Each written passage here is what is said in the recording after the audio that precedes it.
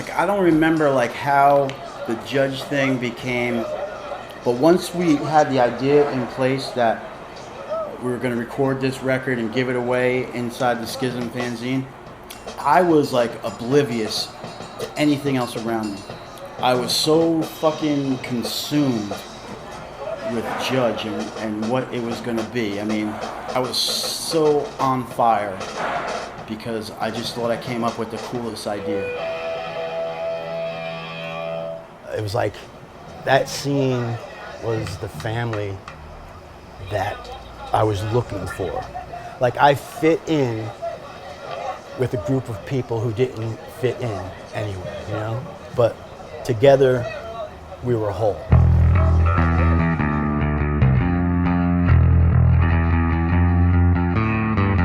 I'm like a fucking shy, introverted guy. Why I wanted to sing for a band, I have no fucking idea. It's just what I was compelled to do. It's what scares me the most. Now being in the front, all eyes on me, because I hate that.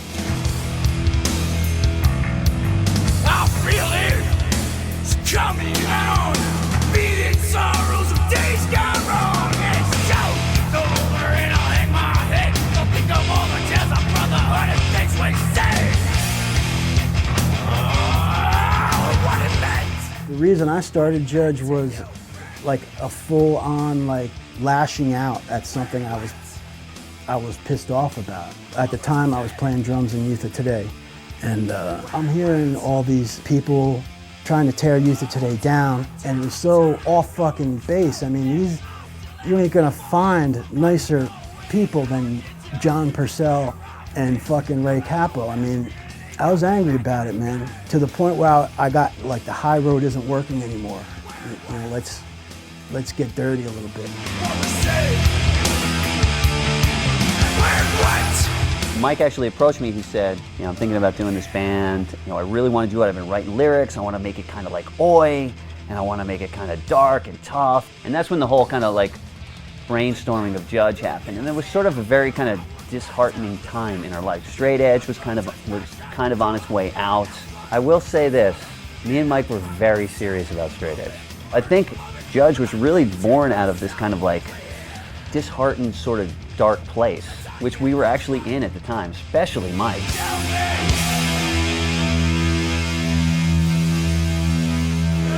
All right.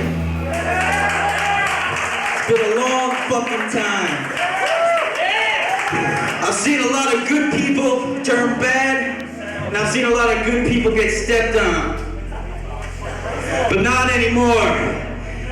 We're Judge. This next song's about people who do drugs. I've heard the excuses. I just want to have a good time. I want to visit heaven. You know? The way I see it, drugs just get in your way. And the people who do drugs are always in my way.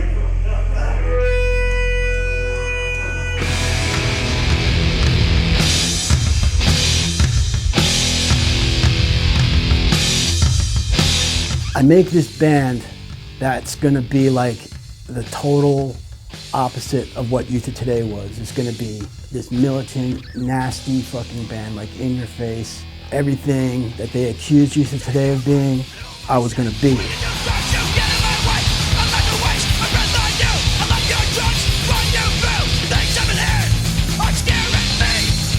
I'm gonna write all these fucking militant, fucking nasty. I'm gonna be as mean as possible. It's gonna be fucking exclusionary. That's what I was gonna give him, and just be like, okay, can you tell the difference now between this band and that band?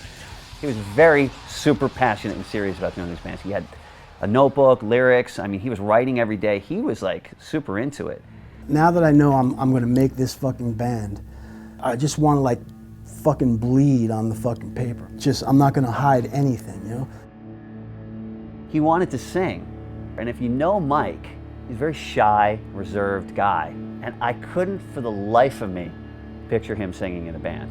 We recorded at Don Fury's for $75. We freaking banged it out, like first take, practically everything. And I'm listening in the headphones, I'm like, man, this music is actually really freaking cool.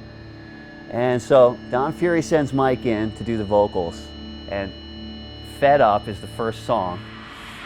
Roll the tape.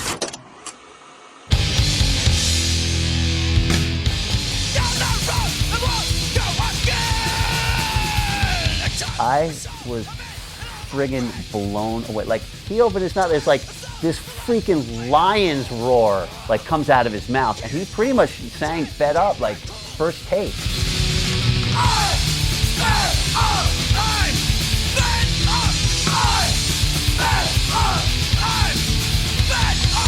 I really started thinking like, oh my God, this is like gonna be better than I ever imagined. So that's really like how, you know, the Judge thing first kind of solidified into like, we're gonna do this as a band.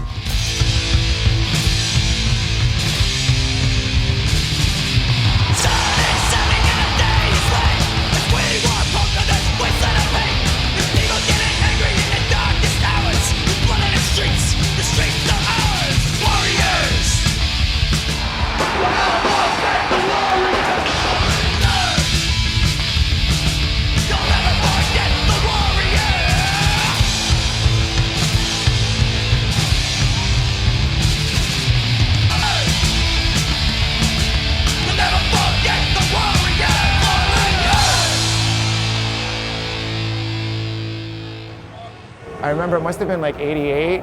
Purcell and I and someone else had decided we weren't gonna wear leather that year, right? Because we were all vegetarian and whatnot. And so I remember I was with Purcell and he goes up to Mike and he's like, Guy, 88, no leather. And Mike just turns and he's like, nobody tells me what to do. I lost a lot of friends when I started Judge. I guess I said a couple things that pissed some people off. But I didn't lose enough to make me stop, and it'll never hold me back. We'd go on tour, and it was like the rumor would get there right before us, you know?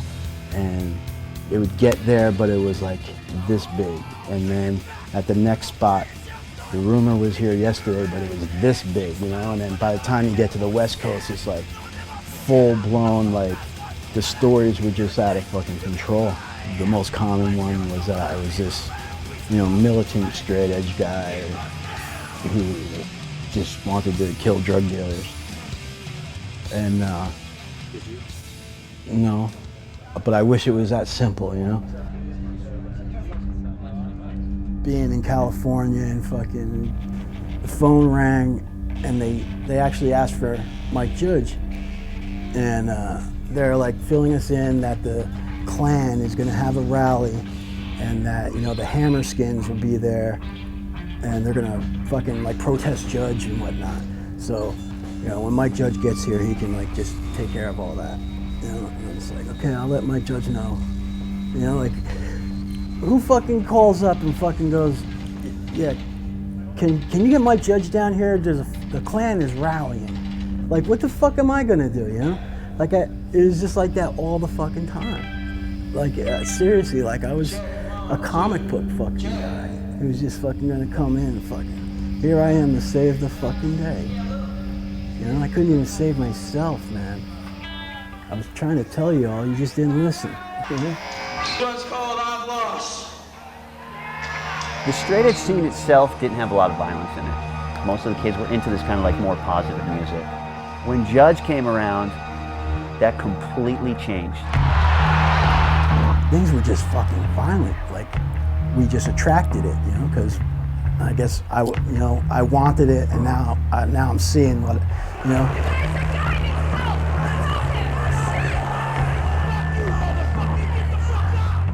Fucking never dawned on me that fucking words are like that important, you know, like when you're in a position where you can write something and people are gonna listen to you and you don't take it seriously, you know, you could cause a lot of damage, and I did.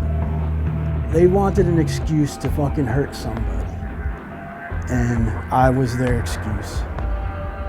Now we can be the fucking, you know, animals that we want to be. Now we can treat the weaker people the way we want to treat them, you know?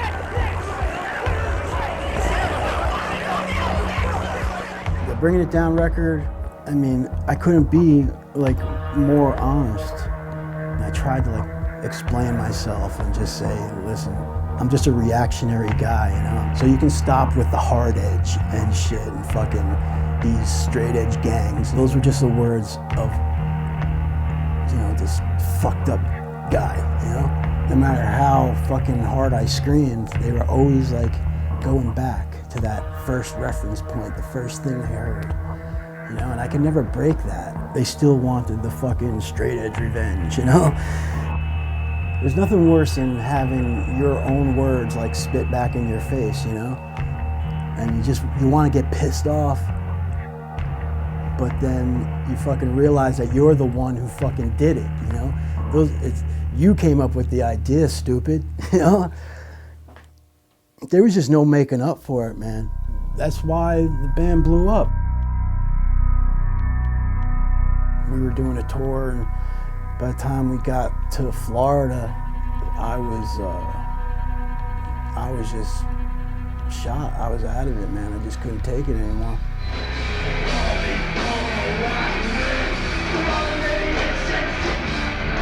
If you read Mike's lyrics, he's coming from a dark place, and music for him, especially writing lyrics, was a very cathartic thing, you know, for him. He's had this kind of fucked up life, and he's had a lot of heavy things happen in his life, and he kind of sang about it.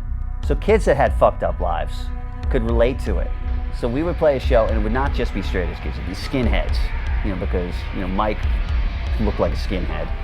You know, I went from being in youth today where everyone's kind of like positive and happy, chanting make a change, to Judge would play a show and there'd be like skinheads hanging out for the shows, like with guns. A really big, you know, downward turn for Judge is we played this one show, one of those last shows that we played for that Bringing It Down tour. All these like white power, Nazi, like bona fide Aryan Nazi skinheads showed up. And we're just like, Jesus Christ, here we go again.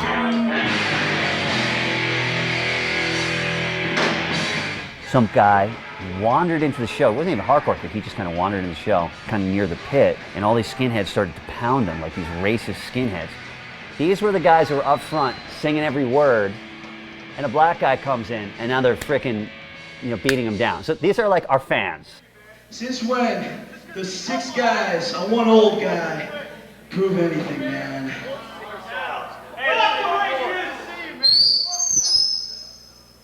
Can't you guys come to a show and have a good time? Mike was very depressed after that show, super depressed, because, you know, you can imagine, he's the one that's writing the lyrics, he's the one kind of putting himself out there. I remember packing up and Purcell was driving and I was riding shotgun, and for the first time in like 2 fucking tours, we just weren't talking. I was just looking out the window and I knew we were on our way home.